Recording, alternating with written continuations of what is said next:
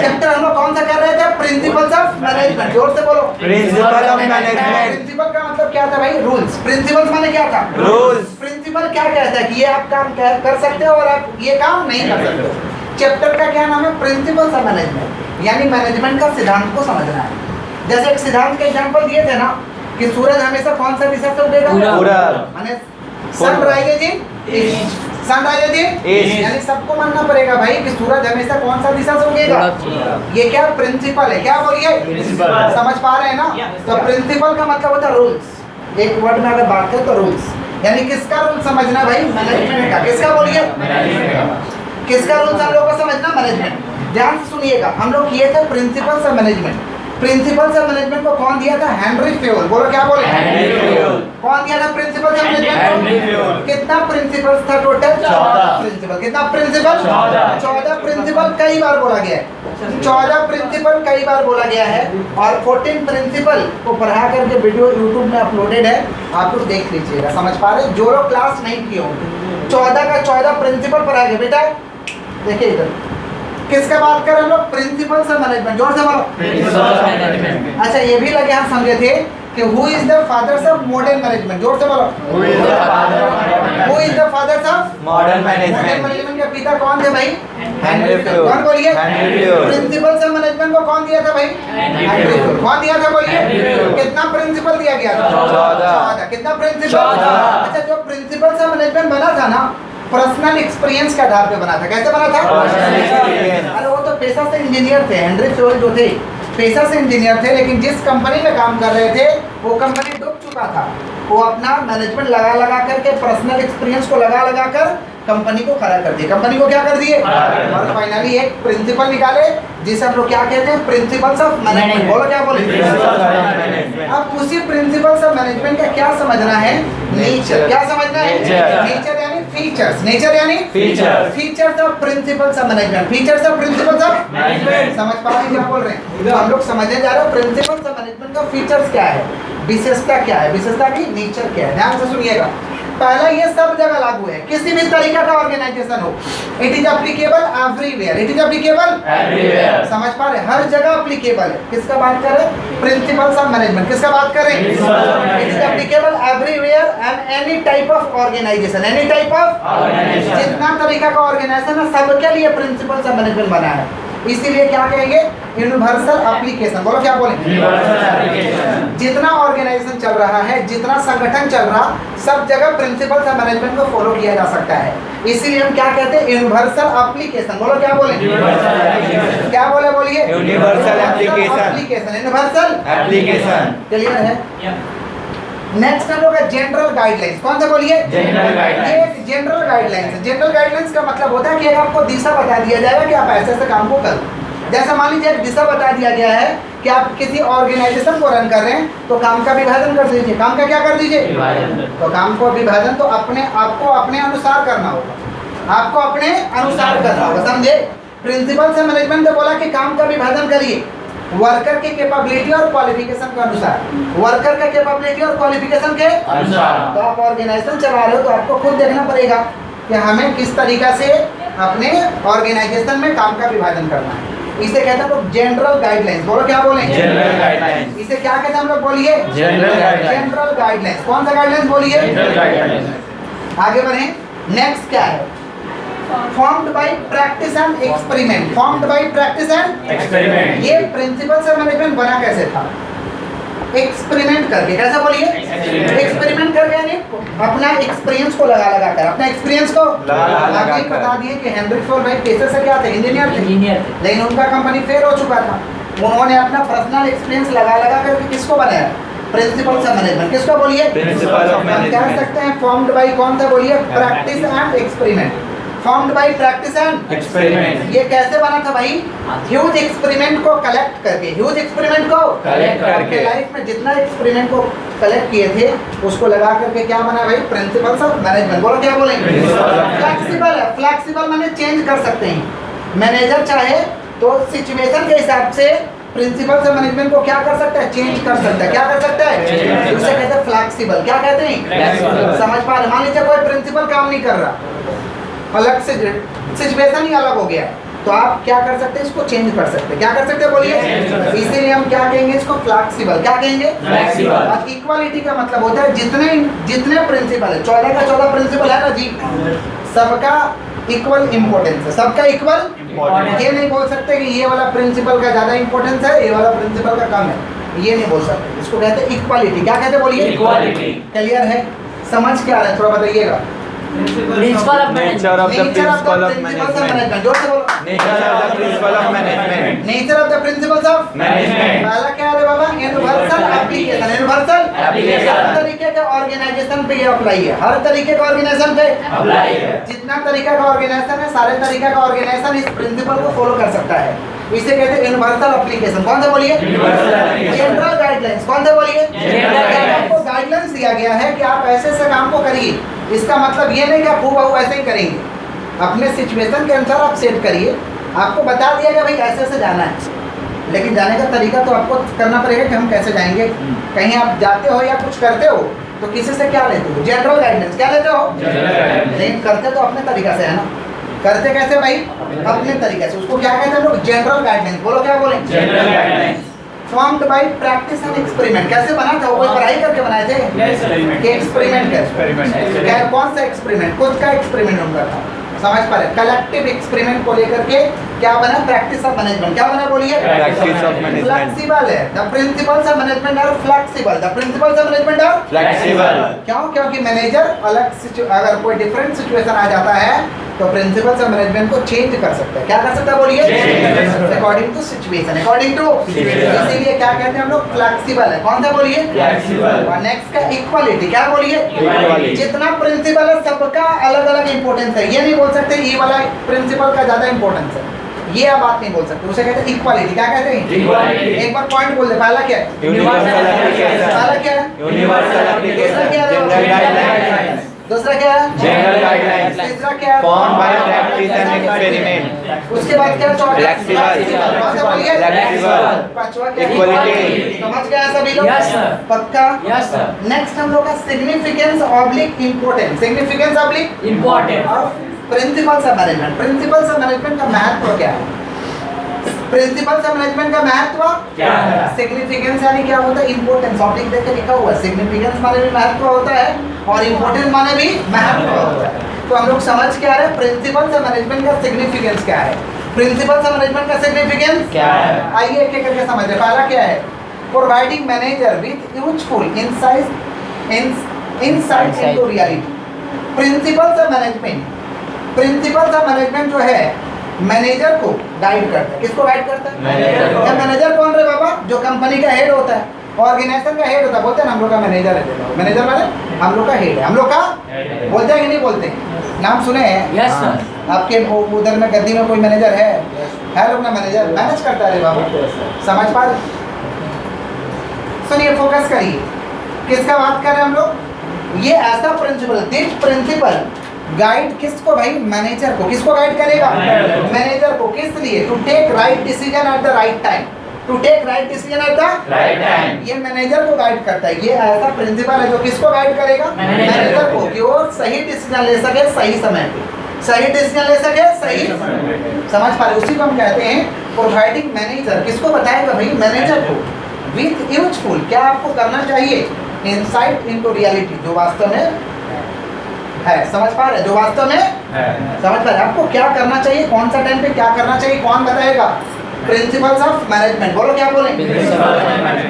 तो ये क्या करेगा? This principles guide, this principles Guide। किसको? Manager to take right decision at the right time. To take right decision at the Right time। Clear? किसको बताएगा भाई? मैनेजर। किसको? क्यों मैनेजर को बताएगा? क्योंकि मैनेजर ही तो फॉलो करता है प्रिंसिपल्स ऑफ मैनेजमेंट को। फॉलो कौन करेगा रे बाबा? Manager। मैनेजर। कौन फॉलो करेगा? Manager। मैनेजर को ही तो आपको गाइड करेंगे। नेक्स्ट क्या है? Optimum utilisation of resources. Optimum utilisation of Resources। किसी भी तरीका का ऑर्गेनाइजेशन में रिसोर्सेज है। रिसोर्सेज माने होता है संसाधन। क्या होता है बोलिए? संसाधन माने प्रोडक्शन करने के जो भी जुगाड़ होते हैं, मटेरियल होते हैं, उसे क्या कहते हैं? रिसोर्सेज। क्या कहते हैं बोलिए? Resources. तो जितना टाइप का रिसोर्सेस है उसका क्या होना चाहिए? Optimum utilisation. कौन सा बोलिए? Optimum ऑप्टिमम यूटिलाइजेशन का मतलब 100% यूज होना चाहिए। कितना परसेंट? 100%. 100%। माने nothing should be wastage, nothing should be Wastage. कुछ भी बर्बाद नहीं जाना चाहिए। समझ पा रहे? वर्कर आया 8 घंटा काम करे तो 8 घंटा काम करेगा, बस फाके नहीं मार के जाना चाहिए। यही कहता है ऑप्टिमम यूटिलाइजेशन ऑफ रिसोर्सेज। बोलो Optimum utilization of क्या बोला? resources. बोलिए optimum utilisation of Resources. Material 100 KG आया तो 100 का 100 केजी इस्तेमाल हुआ, कुछ बर्बाद नहीं होना चाहिए। 100 केजी आया तो 100 का 100 केजी इस्तेमाल हुआ, कुछ बर्बाद नहीं होना चाहिए। वर्कर 8 घंटा काम करना है तो पूरा का पूरा 8 घंटा उसको खटवाए। इसी को कहते हैं ऑप्टिमम यूटिलाइजेशन ऑफ रिसोर्सेज। बोलो Optimum utilization of अच्छा, इससे क्या resources. फायदा होगा रे बाबा? हम लोग का प्रोडक्टिविटी बढ़ जाएगा, प्रोडक्टिविटी प्रोडक्शन बढ़ जाएगा। जब सब चीज ठीक से काम होगा, मटेरियल का हम सही से इस्तेमाल कर रहे हैं, लेबर को ठीक से खटवा रहे हैं, तो हमारा गोल पूरा होगा। ऑर्गेनाइजेशन का क्या पूरा होगा? गोल। गोल माने क्या होता है? लक्ष्य. ऑब्जेक्टिव। क्या होता है बोलिए? Objective. यस यस, लक्ष्य। क्या होता है? लक्ष्य। समझ पा रहे? ऑब्जेक्टिव समझ पा रहे? तो क्या किसका पॉइंट का हम लोग बात करें? Optimum utilisation of resources. बोलो Optimum utilization of resources. जोर से बोलो। Optimum utilization of resources. जितना रिसोर्सेज है उसका कैसे यूज होना चाहिए? 100%। कैसा होना चाहिए? 100%. इससे क्या होगा भाई? हमारा प्रोडक्टिविटी बढ़ जाएगा। प्रोडक्टिविटी का मतलब होता है हमारे ऑर्गेनाइजेशन का प्रोडक्शन लेवल बढ़ जाएगा, प्रॉफिट का लेवल बढ़ जाएगा, काम करने का एफिशिएंसी बढ़ जाएगा। समझ पा रहे?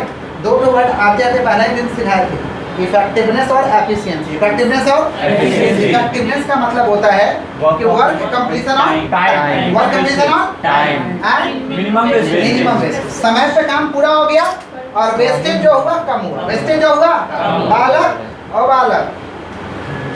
किसका बात करें हम लोग? इफेक्टिवनेस। किसका? Effectiveness. एफिशिएंसी में क्या समझे थे? Save time. क्या समझे थे? Save time. एफिशिएंसी का मतलब होता है समय बचा दिया, जितना घंटा करने के लिए दिया उससे पहले कर दिया, और Use resources Uh, wisely.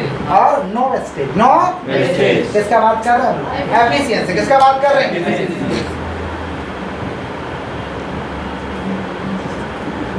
ठीक है, Thank you, sir. चलिए आइए किसका बात कर रहे हैं? ठीक है बेटा, अच्छा, सर. हम लोग पढ़ते पढ़ते प्यासे हो जाते हैं। ठीक है, अब कहाँ पे? Optimum utilisation of resources. जोर से बोलो। Optimum utilization of resources. जोर से बोलो।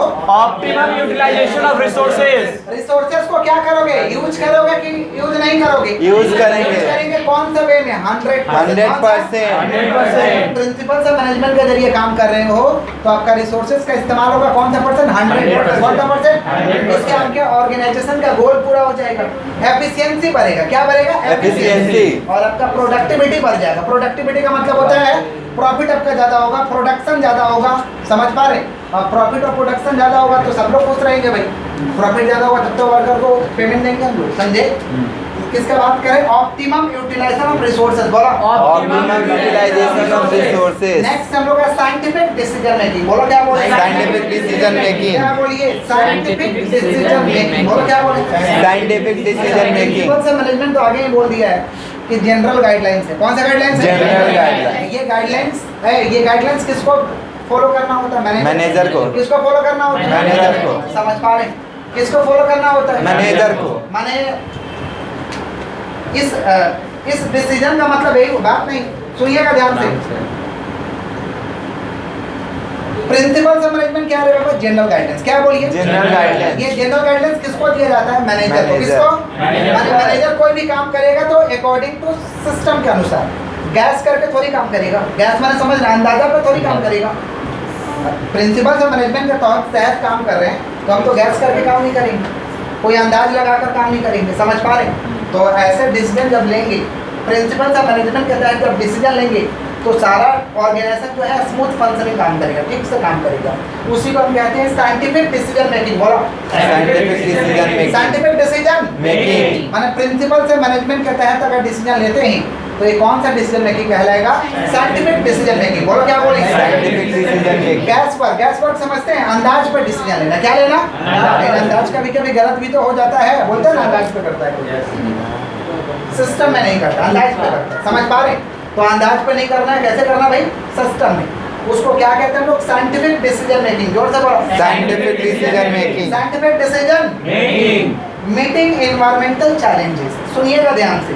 कोई भी बिजनेस ऑपरेट कहाँ कर रहा है? Dynamic environment. कौन सा इन्वायरमेंट? Dynamic कोई भी environment। बिजनेस काम ऑपरेट किधर कर रहा है? Dynamic environment. डायनामिक इन्वायरमेंट का मतलब होता है कि टाइम टू टाइम इन्वायरमेंट में चेंज आता है।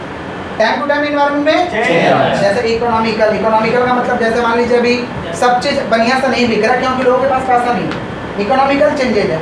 पॉलिटिकल चेंजेज आता है। पॉलिटिकल चेंजेस का मतलब होता है कि कोई ऐसा गवर्नमेंट आता है कि उस बिजनेस को सही से चलने नहीं देता है। Political changes, attitude of the government जिसको कहते हैं, पॉलिटिकल चेंजेज आता है, समझ पा रहे? सोशल चेंजेज आता है। तो ये सब चेंज जब होता है तो किस पे असर करेगा? बिजनेस पे। किस पे असर करेगा? Business पे। और ऐसा चेंजेज को अगर प्रिंसिपल से मैनेजमेंट को फॉलो कर रहे हैं तो इजीली उसको क्या कर पाएंगे? हम लोग पूरा कर पाएंगे, कोप अप कर पाएंगे। समझ पा रहे हैं? ऐसा चेंजेज जैसे मान लीजिए बीच में एक तो चेंजेज हुआ था ना रे बाबा, पतंजलि जब शुरू आया था तो किसका मार्केट लेके आया था? तो पतंजलि आयुर्वेदा का लेके आया था और उनका दंत कांति काफी हिट हुआ।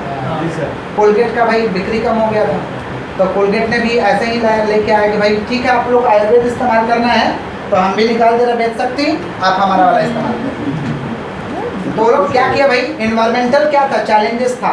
इन्वायरमेंटल चैलेंजेस था। उसको क्या किया लोग? अपना प्रोडक्ट निकाल करके उसको कोप अप किया, खत्म किया लोग इन्वायरमेंटल चैलेंजेस। इसी को कहते हैं मीटिंग इन्वायरमेंटल चैलेंजेस। बोलो क्या बोलेंगे? Meeting environmental challenge. इसी को हम लोग क्या कहते हैं? Meeting environmental challenges. समझ पा रहे हैं? मैनेजर क्या हो जाता है भाई? ऐसा चैलेंजेस से ट्रेन हो जाता है। ट्रेन का मतलब क्या होता है? विशिष्ट हो जाना। ट्रेंड हो जाना माने क्या हो जाना? विशिष्ट हो जाना। और ऐसा जब चेंजेस आएगा तो इजीली हैंडल हो जाएगा। इसे कहते हैं लोग मीटिंग एनवायरमेंटल चैलेंजेस। बोलो क्या बोले? Meeting environmental challenge. बिजनेस किधर ऑपरेट होता है? एनवायरमेंट में। किधर ऑपरेट होता है? Environment में। एनवायरमेंट में चेंजेस आता है या नहीं आता है? चेंजेस आता है कि नहीं आता? आता है। तो चेंजेस को तो भाई क्या करना पड़ेगा? हैंडल करना होगा, नहीं तो आपका बिजनेस नहीं चलेगा। उसके हिसाब से आपको चलना पड़ेगा। जो चेंजेस आया उसके हिसाब से आपको चलना पड़ेगा। अगर उसके हिसाब से नहीं चलेंगे तो आपको बिजनेस मार्केट में रहेगा नहीं। मार्केट से उठाकर आपका बिजनेस को फेंक दिया जाएगा। समझ पा रहे हैं? तो अगर प्रिंसिपल सा मैनेजमेंट को फॉलो करते हैं तो आपका ये सब चैलेंजेस को आराम से कोप अप कर पाएंगे, हम लोग खत्म कर पाएंगे। समझ पा रहे हैं? नेक्स्ट देखिए, बेटर एडमिनिस्ट्रेशन। बोला क्या बोले? Better administration. अच्छा, अभी डायनामिक इन्वायरमेंट क्या है भाई? इकोनॉमिकल प्रॉब्लम है। इकोनॉमिकल प्रॉब्लम का मतलब यही होता है कि सभी के पास पैसा नहीं है। सभी के पास पैसा नहीं है। और पैसा नहीं है तो लोग भाई कौन सा गुड्स लेंगे? नेसेसिटी, जो चाहिए ही चाहिए। ऐसा गुड्स लोग खरीदना पसंद करेंगे जो चाहिए ही चाहिए। क्या चाहिए ही चाहिए आपको? हाँ। जैसे बेसिक फूड्स, बेसिक फूड। समझ पा रहे? कपड़ा नहीं रहेगा चलेगा? कपड़ा नहीं रहेगा चलेगा। कपड़ा वाले लोग के लिए चैलेंजेस तो बना हुआ है ना कि लोगों के पास पैसा नहीं है तो लोग अभी खरीदने नहीं आएंगे।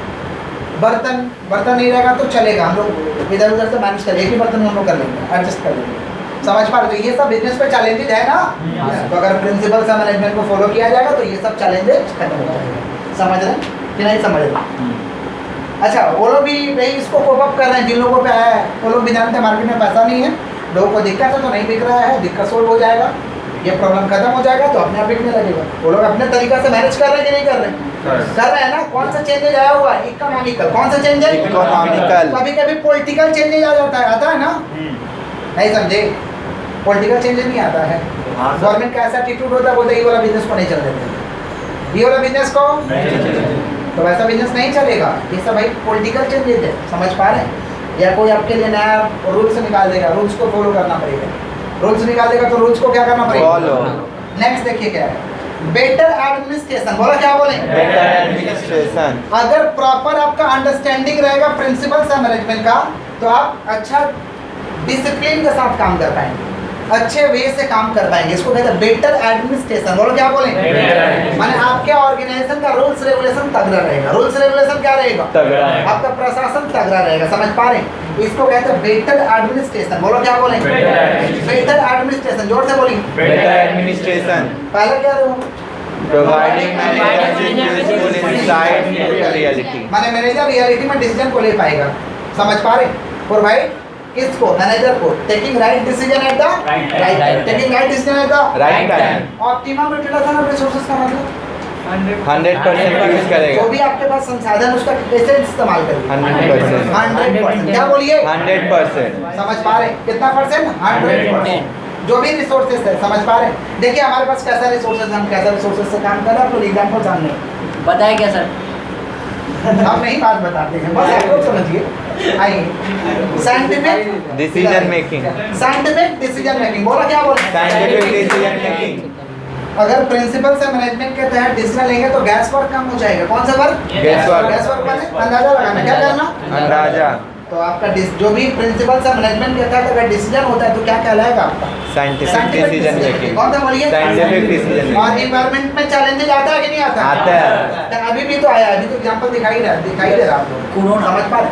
टाइम टू टाइम चैलेंजेस तो आता है, लेकिन चैलेंजेस को आपको मीट करना पड़ेगा, खत्म करना पड़ेगा। समझ पा रहे? Yes, sir. Better administration, better अगर प्रिंसिपल से मैनेजमेंट का अगर आपको समझ है तो आपका रूल्स रेगुलेशन, प्रशासन वगैरह, ऑर्गेनाइजेशन चलाने के लिए प्रशासन होना चाहिए, होना चाहिए। रूल्स होना चाहिए कि नहीं होना चाहिए? नहीं तो ऑर्गेनाइजेशन तो मजाक बन जाएगा। समझ पा रहे? जिसका जब मन करेगा तब आएगा, समझे? जिसका जो मन करेगा वही करेगा। अगर आपके पास क्या नहीं हो, बेटर एडमिनिस्ट्रेशन, बेटर, समझ रहे हैं आप बालक? समझ रहे हैं? आगे बढ़े हम लोग। साइंटिफिक प्रिंसिपल से मैनेजमेंट, जोर से बोलो। साइंटिफिक प्रिंसिपल किसका बात कर रहे हैं हम लोग? जोर से बोलिए थोड़ा। Scientific principles of management. Scientific principles of management. Scientific principles of management को F.W.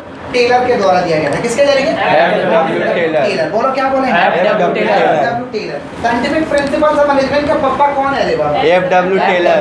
F.W. टेलर। समझ रहे हैं कि नहीं समझ रहे हैं? बालक क्या बोलिए? साइंटिफिक प्रिंसिपल्स ऑफ मैनेजमेंट के पापा थोड़ा यहाँ जो सुनने से ही होता है। आप जो काम कर रहे हैं थोड़ा सा स्टॉप कर दीजिए, ऑपरेट रख दीजिए। किसका बात कर रहे हैं? साइंटिफिक प्रिंसिपल्स ऑफ मैनेजमेंट, बोलो। Scientific principle. तो साइंटिफिक प्रिंसिपल्स ऑफ मैनेजमेंट के पापा कौन है? F.W. टेलर। किसने दिया था इसको? F.W. टेलर। बोलो क्या बोले? F.W. Taylor. Principles of management के पापा कौन है? नहीं, Henry fuel. Henry fuel. Henry fuel. पागल नहीं, बात नहीं। अरे साइंटिफिक प्रिंसिपल्स ऑफ मैनेजमेंट को किसने दिया था? F.W. Taylor. F.W. Taylor. F.W. Taylor. अच्छा, प्रिंसिपल्स ऑफ मैनेजमेंट में टोटल 14 प्रिंसिपल है। Yes, sir. 14। यहाँ पे साइंटिफिक प्रिंसिपल्स ऑफ मैनेजमेंट 5 है। पहले नाम फिर मतलब, पहले नाम फिर मतलब। पहला एक एक करके सुनिए। पहला है science not rule of thumb. लिखाएंगे भाई, लिखाएंगे। बात नहीं, science not rule of thumb. बोलो क्या बोलो? Science not rule of thumb. जोर से बोलो। Science not rule of thumb. Harmony not discord. Harmony not Discord. दो प्रिंसिपल हुआ। Science not rule of thumb. Science not rule of thumb. Harmony not discord. Harmony not Discord. Science not rule of thumb. Harmony not Discord. Science not rule of thumb. Harmony not discord. Harmony not Discord. Cooperation, cooperation not individualism. Cooperation not individualism. तीन बोले हैं एकदम वापस से। पहला क्या? Science not rule of thumb. Science not rule of thumb. Harmony not discord. Harmony Not discord. Cooperation, cooperation not individualism. Cooperation Not individualism. Cooperation not maximum output. चौथा हम लोग का maximum output. Maximum Output. In place of restricted output. Maximum output in place of maximum output in place of restricted output. Maximum output in place of Restricted output. चार तो बोले हैं। पहला सुनो, पहला Science not rule of thumb. Science not Not rule rule of of thumb. thumb. दूसरा harmony not discord. Harmony Discord. Cooperation not individualism. Cooperation not individualism. चौथा क्या बोला? Maximum output. Maximum Output. In place of restricted output. Maximum output in place of Restricted output. पांचवा हम लोगों का the greatest. बोलो क्या बोले? The greatest. सॉरी माफ करिएगा। The development of each man. बोलो The development of each man. बोलो क्या बोले? The development of each man. To his greatest efficiency and prosperity. To his greatest efficiency and prosperity. To his greatest efficiency and prosperity. The development of each man. बोलो The development of each man. The development of Each man. To his greatest efficiency. To his greatest Efficiency. Prosperity and Prosperity. The development of each man. बोलो The development of each man. To his greatest efficiency. To his greatest Efficiency. Prosperity. मतलब समझिए, पांचों principal हो गए। मतलब समझिए। पहला है science not rule of thumb. बोलो क्या बोले? Science not rule of thumb. Science माने तो समझते हैं आप लोग, विज्ञान। साइंस माने क्या? विज्ञान। और रूल ऑफ थंब मतलब समझ लीजिए थोड़ा सा। रूल ऑफ थंब का मतलब होता है कि decision taken by manager, decision taken by manager on the basis of personal experience, on the basis of Personal experience. खुद का एक एक्सपीरियंस होता है, उसके आधार पर भी हम लोग डिसीजन लेते हैं, उसे कहते हैं रूल ऑफ थंब। क्या कहते रूल हैं? Of thumb decision taken by manager, decision taken by manager के द्वारा डिसीजन लिया गया, कौन सा आधार पे? On the basis of personal experience, on the basis of personal experience rule of thumb. क्या कहते हैं? Rule of thumb. तो साइंस क्या बोला गया? Not rule of thumb, science not rule of thumb. तो साइंस जो है ये पर्सनल एक्सपीरियंस पर नहीं बना है, साइंस में जो भी दिया गया है ये क्या पर्सनल एक्सपीरियंस में बना है। और मैनेजमेंट क्या है बाबा? साइंस है। क्या है? Science. कौन सा साइंस है? बायोलॉजी है, Social science. Chemistry, Social science. Science. कौन सा science? Social science. Management is कौन सा science? Social science management is कौन सा साइंस? Social science. तो science not rule of thumb, science not rule of Thumb. Science ऐसा नहीं है भाई कि आपके पर्सनल एक्सपीरियंस में बनाओ, समझ पा रहे हैं? इसको एक्सपेरिमेंट करके बनाया जाता है। तो पहला बोला गया science not rule of thumb, आपके पर्सनल जजमेंट और पर्सनल एक्सपीरियंस को हम साइंस नहीं कह सकते। साइंस का ये प्रिंसिपल कहता है, पहला science not rule of thumb वाला प्रिंसिपल कहता है कि भाई आप काम के लिए कितना समय लगेगा, एक स्टैंडर्ड टाइम फिक्स करो। आपको कोई काम करवाना है, जैसे मान लीजिए हमको कोई प्रोडक्ट को बनवाना है, तो प्रोडक्ट बनाने में एक समय तो लगेगा। Yes, sir. तो साइंटिफिक तौर तरीका से एक स्टैंडर्ड टाइम को आप फिक्स करिए, स्टैंडर्ड टाइम को Fix करिए. कि कितना घंटा लगेगा एक काम को करने में, स्टैंडर्ड टाइम को फिक्स करिए। फेयर डे को कितना दिन लगेगा, फेयर डे कितना दिन लगेगा, standard fair day, standard fair day किसी किसी काम को करने में ज़्यादा दिन भी लगता है, कितना दिन लगेगा ये तय करिए आप। समझ पा रहे? डिटरमाइन करिए कि best way of doing work, कौन सा बेस्ट तरीका होगा काम करने का, कौन सा बेस्ट तरीका होगा काम करने का। समझ पा रहे? और क्या? To select standard tools and equipment, maintain standard working condition. ऐसा टूल्स का सिलेक्शन करिए जो अच्छा वाला टूल्स हो। अरे प्रोडक्शन करने के लिए क्या लगता है? टूल्स लगता है। अरे सामान बनाने वाले यंत्र को टूल्स कहते हैं। मम्मी सब्जी काटती है डेली ना चाकू से, तो चाकू इज अ टूल्स मम्मी के लिए। है समझे? समझ गए, हाँ। नाइफ हाँ। तो नाइफ टूल्स है रे बाबा, किसके लिए टूल्स? मम्मी के आपके लिए। मम्मी के लिए। तो वैसे वर्कर लोग काम करता है तो वर्कर क्या चीज से काम करेगा? टूल्स। समझ पा रहे? यस तो tools and equipment, tools and equipment और उसका वर्किंग कंडीशन क्या होगा? कौन सा भाई, कौन सा कंडीशन में वो काम करेगा? जैसे कितने लोग हेलमेट वगैरह लगाए काम करते हैं, जब वो क्या मारते हैं, तो पहन के वेल्डिंग करते हैं तो जूता वगैरह पहनते हैं, सेफ्टी बेल्ट लेते हैं। तो वर्किंग कंडीशन आप तय करिए कि वर्किंग कंडीशन क्या होगा। तो यहाँ यही बोला जा रहा है कि भाई साइंस के तौर तरीके से काम करिए। समझे? साइंस को रूल ऑफ थंब पे मत थोप दीजिए। समझ पा रहे? क्योंकि ये साइंस जो है रूल ऑफ थंब नहीं है, साइंस जो है रूल ऑफ थंब नहीं है। तो साइंटिफिक तौर तरीका क्या है बाबा काम का? कि समय पता करो, एक काम को करने के लिए कितना समय लगेगा, कितना दिन लगेगा, कितना समय कितना दिन लगेगा, बेस्ट वे क्या होगा करने का, और इसको करने के लिए कौन सा टूल्स और इक्विपमेंट चाहिए, और वर्कर का क्या वर्किंग कंडीशन होगा। यही कहता है पहला principle, science not rule of thumb. बोलो क्या बोले? Science not rule of thumb जोर से बोले क्या बोले? Science not rule of thumb तो साइंस को हम किस पे थोप नहीं सकते हैं? रूल ऑफ थंब पे थोप नहीं सकते हैं। समझे? रूल ऑफ थंब के ऊपर थोपा नहीं जा सकता। क्लियर? दूसरा क्या बोले भाई? Harmony not discord. बोलो क्या बोले? हार्मोनी नॉट डिस्कॉर्ड जोर से बोलो। Harmony not discord harmony not discord. बोलो क्या बोले? Harmony not discord. हर ऑर्गेनाइजेशन में एक से ज्यादा ग्रुप काम करता है, एक से ज्यादा ग्रुप। काम करता है तो अगर दोनों ग्रुप में दुश्मनी रहेगा तो काम ठीक से होगा ना। नहीं सर। तो ग्रुप, अब जैसे मान लीजिए एक ऑर्गेनाइजेशन में 5 ग्रुप चल रहा है, तो पांचों ग्रुप में समझ पा रहे, एक दूसरे से आपसे तालमेल होना चाहिए, भाईचारा होना चाहिए, आपसे तालमेल होना चाहिए, और क्या होना चाहिए? भाईचारा। समझ पा रहे, ताकि किसी को कोई दिक्कत हो तो तुरंत सॉल्व हो जाए, दुश्मनी नहीं होना चाहिए। समझ पा रहे?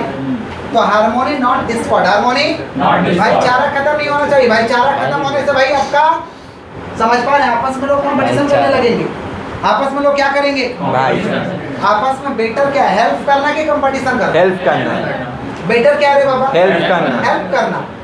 समझ पा रहे क्या बोल रहे हैं? तो आपके ऑर्गेनाइजेशन में ग्रुप जो चल रहा है उसमें कोई कंफ्लिक्ट नहीं होना चाहिए। क्या बोलिए? Conflict। कंफ्लिक्ट का मतलब होता है मतभेद।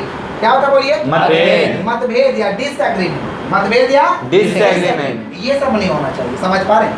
यही कौन प्रिंसिपल कहता है? Harmony not discord. बोलो क्या बोले? Harmony, not discord. भाईचारा को बनाए रखिए, समझ पा रहे हैं? जितने ग्रुप काम कर रहे हैं सभी ग्रुप में भाईचारा होना चाहिए।